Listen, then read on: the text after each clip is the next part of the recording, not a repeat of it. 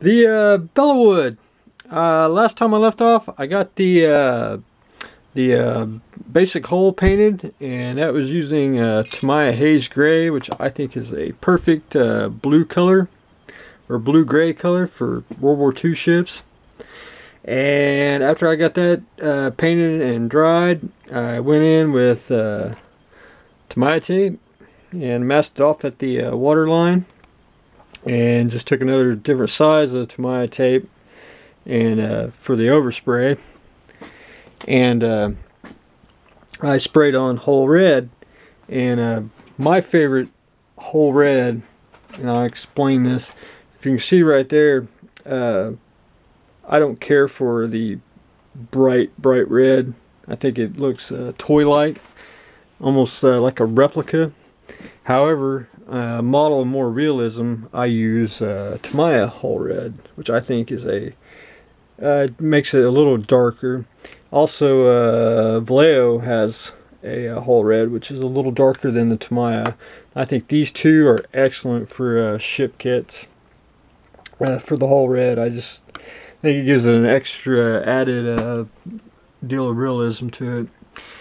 So I sprayed I went with Tamiya on this one, so I airbrushed it all the way around, and I am waiting for it to dry. I'm going to do one more coat, and I'll be able to go in and do paint the propellers gold, and paint the anchors and a little touch up.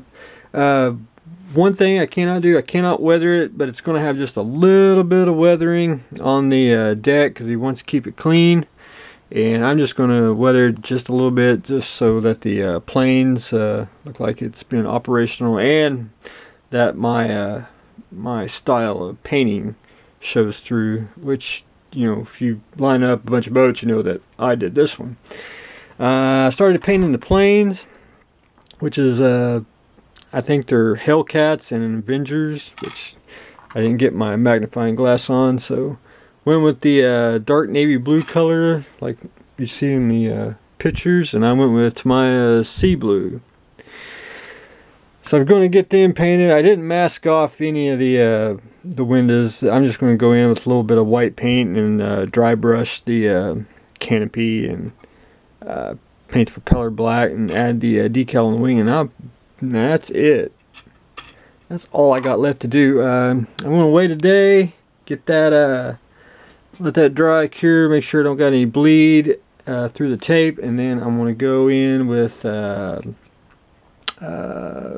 Future and clear coat it and put Future on so I can start the decals.